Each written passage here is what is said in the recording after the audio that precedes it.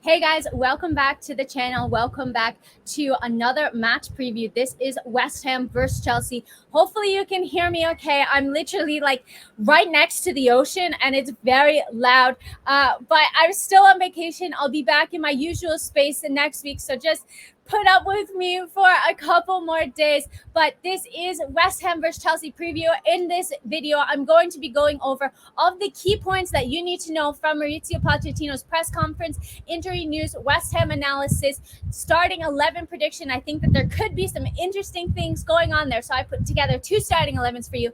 And then, of course, a score prediction as well. So let's get into it. Let's start off with Poch's presser.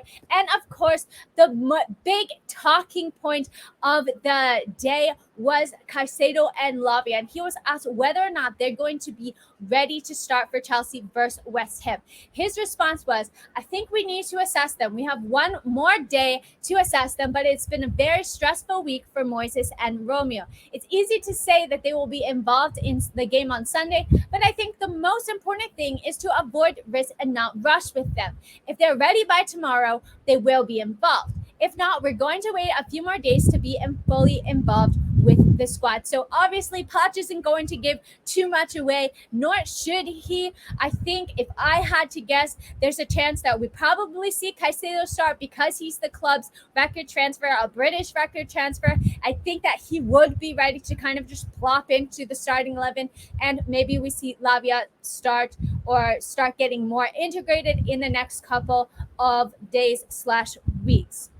He was also asked about Reece James's injury, and he said that it was a matter of weeks, not days, as we initially thought. So that brings me pretty seamlessly to the injury portion. So Reece James is out for a couple of weeks. Honestly, I will believe it when I see it. I don't mean that to sound negative, but more just he's injured constantly, and I would prefer for him to take longer to come back and make sure that he's really, really back, rather than rush him back. And Poch spoke about making sure that Reece comes back at the right time. So I hope that it's not a matter of months, and I hope for Reece's sake that we can really sort out these injury problems, because it must be so incredibly frustrating for him to constantly get injured. It's a big mental barrier as well, which is something that he spoke about. So I hope that he gets whatever kind of help/rehabilitation is needed to just nip these injuries in the bud. If he needs to have a surgery, I'd rather him have it and then go on to have a very prosperous career. But at this point in time,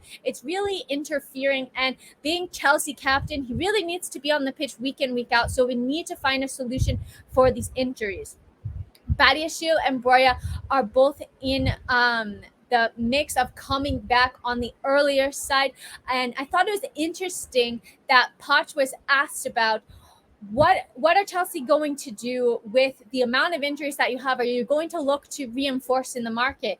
And he said, well, we have to be careful. And he specifically mentioned Broya there and said, I think we're keeping an eye on him because we can't forget him, and we can't bring in a similar profile that can block his development or block his way. So I thought that that was really interesting. I love what I've seen from Armando Broya in the time that he has been playing with Chelsea, obviously coming back from a terrible injury. So that's one to keep your eyes out on. Well, I think that Poch is going to be looking to integrate him sooner rather than later. Chalobah out injured. I haven't seen an update as to the amount of time that he's going to be out injured. So if you guys know, let me know. And then of course, Nkunku is out for 4 or so months. Taking a look at West Ham, they have drawn versus Bournemouth in their opening fixture. So they're going to be looking to get a win now. And something that's really interesting is that in the last 6 games at the London Stadium, so when Chelsea play away against West Ham, they've only won one of those games. So West Ham are really strong at home against Chelsea. They've just signed 2 new players in Edson Alvarez and James Ward-Prowse. Obviously, James Ward-Prowse was phenomenal against us. I think he scored a free kick, so it sounds silly, but we need to be extremely careful that we don't concede free kicks, because he's capable of putting them in the back of the net. And I'm not sure if he's going to be ready to start for them, but I wouldn't be surprised at this point. They also don't have any players missing through injury, and I'm interested to see how they're going to play without Declan Rice. I think Edson Alvarez was signed as a Rice replacement, so we'll see how it goes in terms of West Ham's performance. Should be really, really interesting. So let's now take a look at my starting 11. So I'm going to share my screen with you guys, and hopefully you can see it. And I'm just going to make everything all beautiful here. So perfect. So I have two potential starting 11s for you. The first one is a 4-2-3-1 formation.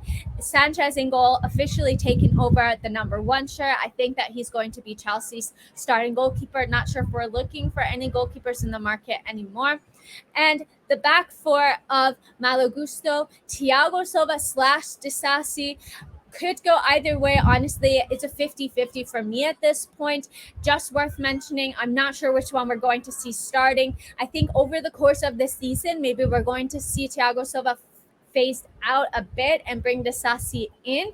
But I thought that he was brilliant versus Liverpool. Turns 39 next month, and is showing no signs of slowing down really. So I wouldn't be surprised if he starts Levi Colwill and then Ben Chilwell on the left hand side. And then looking at the midfield, I think that we're going to see a midfield pairing of Caicedo and Enzo, and then Conor Gallagher operating further up the pitch. I think Poch really likes Conor Gallagher, and he has shown a lot. I thought that he had a bit of a shaky start versus Liverpool, but then he really pulled it together. And the thing with Gallagher is that he's fighting for his spot. Chelsea have basically said that he's up for sale and he wants to prove them wrong.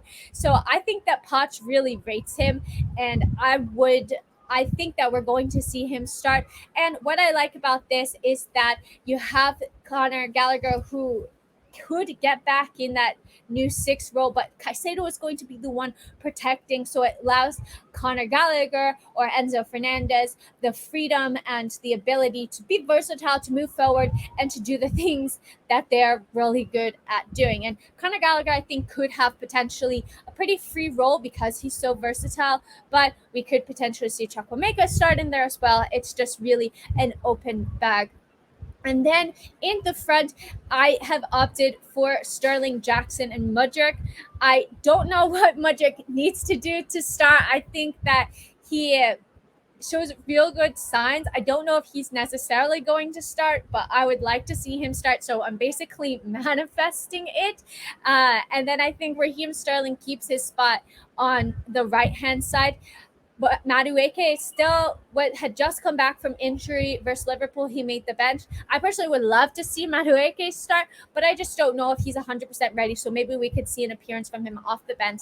And then Nico Jackson, I want to see a goal from him. He missed 3 big chances versus Liverpool, one that was like his opportunity. And I think that he has all of the potential. He's getting into the right spot. So I think we could see really positive things from him in this game. So the next formation is a 3-5-2, 3-4-2-1, whatever you want to call it. So starting again with Sanchez in goal, and then we have a back 3/5 of Malo Gusto, Disasi, Thiago Silva, Levi Colwill, and Ben Chilwell, with Ben Chilwell operating further forward, and I think Gusto would probably stay a little bit further back. And then a midfield 3 of Enzo, Caicedo, and Conor Gallagher. Again, this could be chopped and changed a bit, but I do think that we're going to see Caicedo paired with Enzo, and then a player operating in that 10 role or behind the attack, whether that's Conor Gallagher, whether that's Chukwuemeka, could also be Nkunku whenever he's back fit as well. And then a front 2 of Sterling and Jackson. So personally, for me, I think I prefer the look of the 4-2-3-1. That's the formation that we played in preseason. That's the formation that I had expected us to start with versus Liverpool. I understand why we didn't, but I think now with the signing of Caicedo, that he really is that defensive midfielder, that destroyer that we've been sorely lacking in our team. I wouldn't be surprised to see Chelsea revert to the back 4. Still work that needs to be done, but I think that he's going to allow you the tactical flexibility because he's going to protect your defense. So there's positives and drawbacks to both formations. Formations are, of course, fluid as well. So we have seen that even in a back four, maybe the defensive midfielder or the one of the fullbacks drops back to create a little bit more defensive coverage. But I really like the look of the back four, even if we're maybe a little bit open. But I'm really excited to see Caicedo play and how he affects this team. So what do you guys think? Like, I think predictions wise, Caicedo makes his Chelsea debut, and I'm gonna go for.